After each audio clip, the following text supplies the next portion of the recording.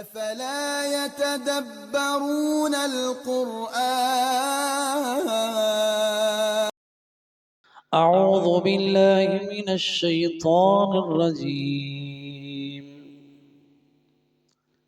बिस्मिल्लाहिर रहमानिर रहीम। वआतुन निसा सदुक़ातिहिन्न निहला फ़इन तिब्न लकुम अन शैइन मिन्हु नफ़्सन फ़कुलू हनीअम मरिया। वआतुन निसा, और अता करो, दो, आतु दो, अन्निसा औरतों को, सदुक़ातिहिन्ना सदुक़ात उनके मेहर, हक महर जो है, निहलतन खुशदिली से, तीब नफ्स के साथ, निहलतन औरतों को उनके मेहर जो है खुशदिली से दे दो। फ़इन तिब्न लकुम अन शैइन मिन्हु नफ़्सन, फ़इन बस अगर, तिब्न लकुम वो अपनी मर्जी से अपनी खुशी से तुम्हें कुछ दे दें, मिन्हु उस मेहर में से,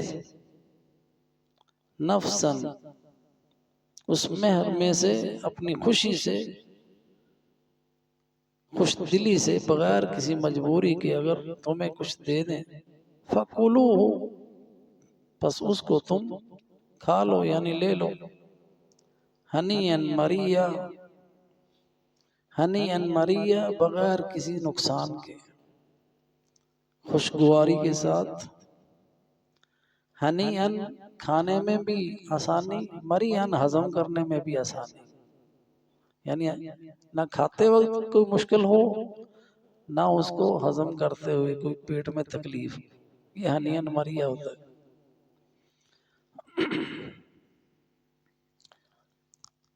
अब इस आया करीमा में, ये सूरह निसा है और इसमें सारे मामलात निसा के ही बयान हुए हैं ज्यादातर, और ये मदनी सूरत है।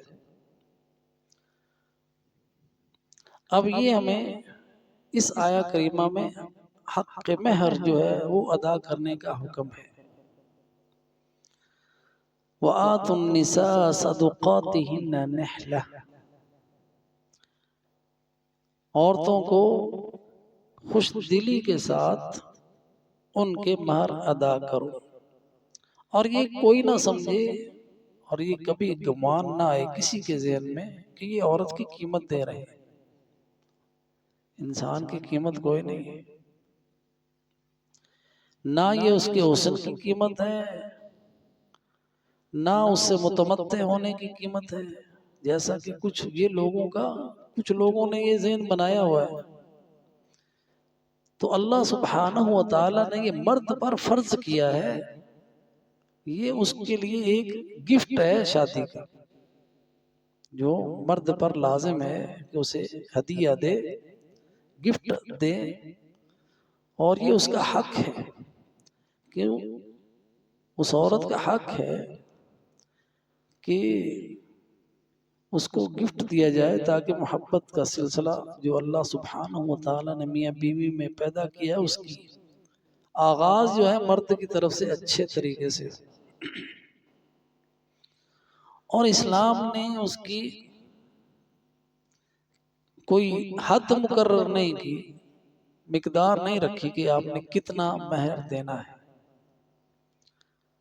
इसलिए कि हालात बदलते रहते हैं। इसलिए शरीयत ने ऐसी हद मुकर्रर ही नहीं की कि जो इंसान अदा ना कर सके, इसलिए वो लोगों के हालात पे छोड़ दिया। अगर कोई साहिब सरवत है तो अपनी हैसियत के मुताबिक हक महर दे, और अगर कोई फकीर है, गरीब है, तो वो अपनी हैसियत के मुताबिक दे दे। इस्लाम ने ना उसकी अदना हद ना उसकी अक्सा हद, यानी ना कम अज कम ना ज्यादा से ज्यादा, ये तुम्हारे ऊपर छोड़ दी। ये अल्लाह सुब्हानहू व तआला की रहमत है कि अल्लाह सुब्हानहू व तआला ने उसकी हद मुकर्रर नहीं की। तो ये आपस के इत्तेफाक की बात है, दोनों फरीक आपस में तय कर लें। हाँ जी। तो अरब ममालिक में अब ये बीमारी आम हो गई कि वहां पे हक महर बहुत ज्यादा मांगने लगे, इतना कि बंदा सारी उम्र अदाई ना कर सके। इस वजह से वहां लड़कियां बूढ़ी हो रही हैं घरों में बैठी हुई, लड़के जो हैं वो भी इसी तरह बगैर शादी के 40 45 साल को पहुंचे हुए, शादियां नहीं हो रही। वजह क्या है? हक महर बहुत ज्यादा है। हमारे यहाँ जो है ये बीमारी अल्हम्दुलिल्लाह अभी इतनी नहीं है, लेकिन यहाँ पे एक और बीमारी वो ये कि हम कहते हैं चलो जी इन्ना लिखा दो, केड़ा किसी ने लेना तो केड़ा देना। ये गलत बात है। लिखवाएं वो जो आपने देना है, ये आपका कर्ज है। अगर इंसान ने हक में लिखवाया और दिया नहीं तो मकरूज मरा है, उसके ऊपर उसकी बीवी का कर्जा है जो उसने देना है।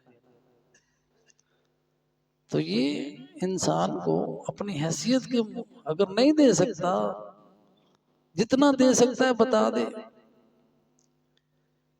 नबी सल्लल्लाहु अलैहि वसल्लम के खिदमत में एक खातून आई, कहने लगी अना अहिबु नफ्सी, अल्लाह के रसूल मैं अपने आप को हिबा करती हूँ आपके लिए। आप खामोश रहे, खामोश रहे आप, यानी आपने उसमें रगबत का इजहार नहीं किया। तो एक सहाबी रसूल कहने लगे अल्लाह के रसूल अगर आपको जरूरत नहीं है तो मेरे साथ इसका निकाह कर दें। आपने फरमाया तेरे पास हक महर देने के लिए क्या है? कहने लगा मेरे पास तो बस यही चादरें हैं जो मैंने एक बांधी हुई है, एक ऊपर ली हुई। कहा फिर अगर ये हक महर में दे दिए तुम्हारे पास क्या रहेगा? चलो कोई लोहे की अंगूठी ले आओ। लोहे की अंगूठी जिसकी कोई कीमत नहीं, क्या कीमत होगी लोहे की? वो हक महर। तो जो जितना दे सकता है यानी उसके मुताबिक उसका हक है।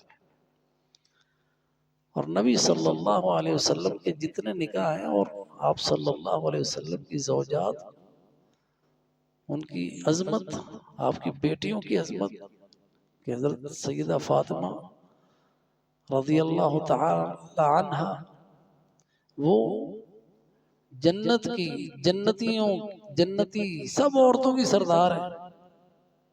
उनका हक महर हजरत अली से एक ज़रा है जी, वो उनका हक महर था। तो इस तरह नबी सल्लल्लाहु अलैहि वसल्लम का कोई भी महर जो था 500 दिरहम से ज्यादा नहीं था। तो जो अल्लाह के नेक बंदे हुए हैं वो अखलाक को देखते हैं। एक ताबी गुजरे, उनका वाक़या सईद इब्ने मुसय्यब बनी उमैया के दौर में थे। अब्दुल मलिक इब्ने मरवान का दौरे हुकूमत था।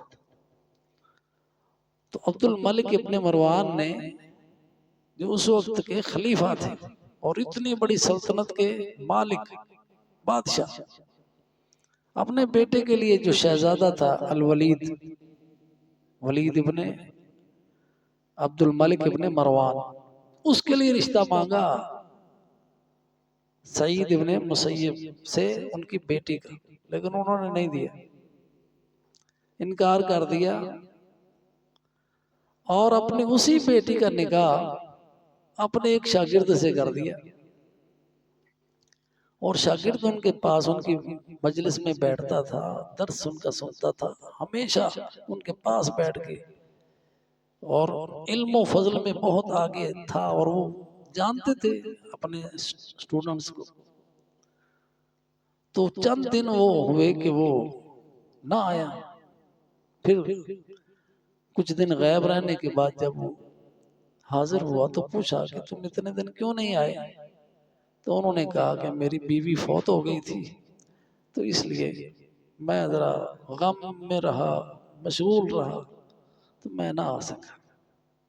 कहा फिर उसके बाद किसी और से शादी की है? कहा मुझे कौन देगा, मेरे पास तो पैसा ही नहीं है, मेरे पास 2 दिरहम है या 3 है।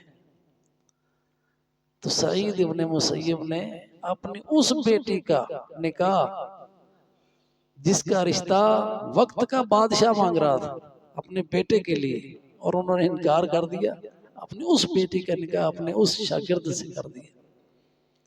उसका नाम था अब्दुल्ला इब्ने वदिया। तो ये हमें तरगीब है इसमें कि जब हम रिश्ता अपनी बेटी का, अपने बेटे का ढूंढें तो दीनदार, अखलाक वाला। तो हमने अपनी जो मयार है वो दुनियादारी बना ली, कोई हुस्न जमाल की तरफ है, कोई पैसे की तरफ है। नबी सल्लल्लाहु अलैहि वसल्लम ने फरमाया कि तुनकाहुल मरअ लिअरबाइन, 4 चीजें आमतौर पे देखी जाती हैं और शादी के लिए औरत में। उसका हुस्न जमाल देखा जाता है, उसका हसब नसब देखा जाता है, या उसका माल देखा जाता है। आपने फरमाया चौथी चीज जिसको आप तवज्जो ही नहीं दे रहे, फज़फर बिज़ाति दीन तरिबत यदाका, दीनदार औरत का इंतखाब करो, फायदे में रहोगे।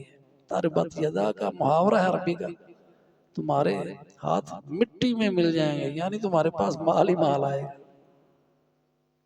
फायदे में रहोगे।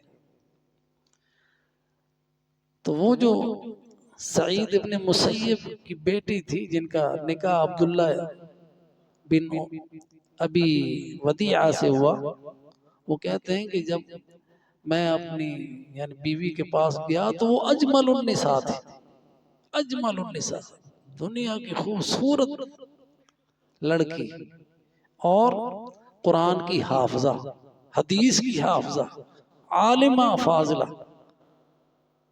ये इनाम अल्लाह सुब्हानहू व तआला देता है नेकोकारों को, फिर उनकी औलाद भी आगे सालेह है।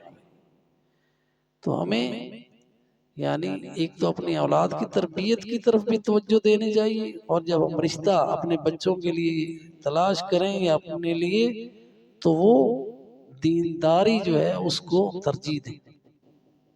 और अल्लाह सुब्हानहू व तआला ने हुक्म दिया है वअनकिहुल अयामा मिनकुम वस्सालिहीन मिन इबादिकुम व इमाइकुम, जो भी आपके बच्चे हैं, गरीब हैं, या आपके गुलाम हैं, या आपकी लौंडियां हैं, आपके पास काम करने वाले हैं, उनके भी निकाह करो। इयकूनु फुकरा, अगर वो गरीब भी हैं, फकीर हैं, युगनिहिमुल्लाहु मिन फज़लिही, अल्लाह अपने फजल से उनको गनी कर देगा। वल्लाहु वासिउन अलीम, अल्लाह बड़ी वसअत वाला है, इल्म वाला है। तो अल्लाह पर भरोसा रखना चाहिए। अब हमारी ज्यादातर ताखीर हमारे मुआशरे के अंदर जो हो रही है, लड़के शादियां नहीं कर रहे। अभी मेरी नौकरी नहीं हुई, नौकरी ढूंढते ढूंढते 35-40 साल को पहुंच जाते हैं, शादी की उम्र गई। अब अगर औलाद होगी तो वो अब बुढ़ापे को पहुंचे हुए हैं, अभी तरबियत करनी है तो उससे पहले ही अल्लाह को प्यारे हो जाते हैं। तो वो शख्स जो वक्त पे शादी करता है, 15 साल का जो है ना बच्चा, वो जवान है, जैसा कि आगे हम पढ़ेंगे, 15 साल एज है।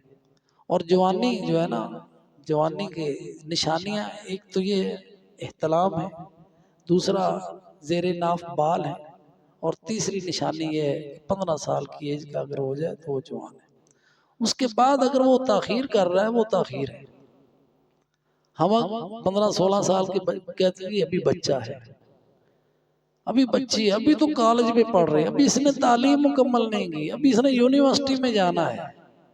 इन मामलात में हम ऐसे पढ़े हैं कि जो उनकी शादी की एज है वो निकल जाती है और इस दौरान वो कई बीमारियों का शिकार हो जाते हैं। ये एक नफसानी इंसान की ख्वाहिश है, फितरत है। अगर वो फितरी तौर पे पूरी नहीं होगी तो गैर फितरी तरीके इख्तियार करेंगे जो बीमारियों का बायस है और फसाद का बायस है। अल्लाह ताला ने हमारे लिए इसीलिए मशरू किया है। अगर हम इस मामले में इन रुकावटों ये रुकावटें खड़ी करेंगे तो मुआशरे में फसाद होगा। जो फसाद हम देख रहे हैं दुनिया में, अब जना आम हो रहा है, आम है और सारी दुनिया इससे परेशान है। लेकिन जो कवायद और ज़वाबित कुरान ने दिए हैं उससे बचने के लिए, सबसे पहले तो ये कहा ला तक़रबुज़ ज़िना, जना के करीब ना जाओ। यहाँ तक कि अपनी निगाहों को नीचे रखोगे तो शर्मगाहों की हिफाजत होगी। फिर ये कहा कि जब तुम्हारी यानी एज हो जाए, बलूगत को पहुंच जाए, तो फिर शादियों में ताखीर ना करो। और जो भी रुकावटें हैं इसमें आने वाली उनको दूर किया।